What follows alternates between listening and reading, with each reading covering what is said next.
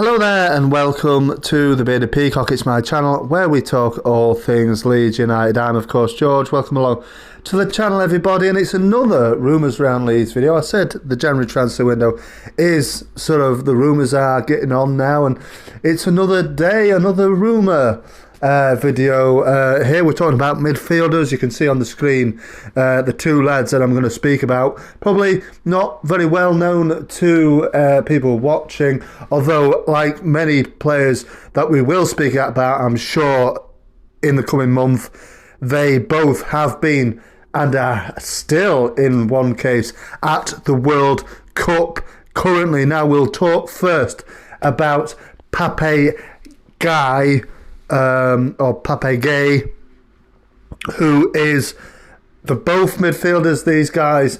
Pape Gueye plays for Marseille in France, a Senegalese centre midfielder. Like I said, he has been at the World Cup with his country, obviously knocked out by England on Sunday. Pape Gueye plays in the centre of midfield. Came from Le Havre to Marseille a couple of years ago. Hasn't really featured much for Igor Tudor's side this season. It's a little bit of a, there's a report there popping up on the screen. It's a little bit of an old rumour, perhaps, this one from about a month ago. But the news has come in today that Leeds United are now rivalled by Almeria, the La Liga side in Spain. They now apparently want to sign him as well. He's featured more than he has for his club side at the World Cup with Senegal. It was more of a bit part for his country. I think only 9 appearances for Marseille so far this season. 1 goal, which was a winning goal against Clermont Foot this season. But yeah, had minutes at the World Cup. Obviously lost out to England. He did play the second half of Sunday's 3-0 defeat for Senegal at the hands of England. We can see him here with our former favourite, of course, Calvin Phillips. He came on in the second half. Couldn't help Senegal turn round at that point. Was a 2-0 deficit. It obviously turned to 3-0 and they have gone home. But let me know what your thoughts are on Pape Gueye. Obviously, we need centre midfield cover. There's talk of Adam Forshaw and Matthias Klipp potentially going out in January, so maybe we do need centre midfield cover. Obviously, we'll talk about another rumour now then.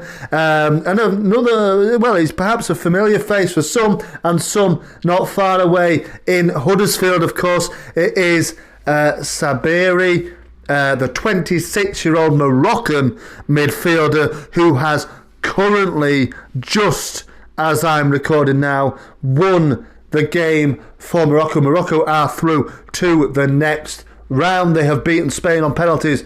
Sabiri himself scored the first goal, first penalty. It was a 0-0 draw in normal time, but he hasn't really featured so much for Sampdoria. He's playing in Italy for Sampdoria.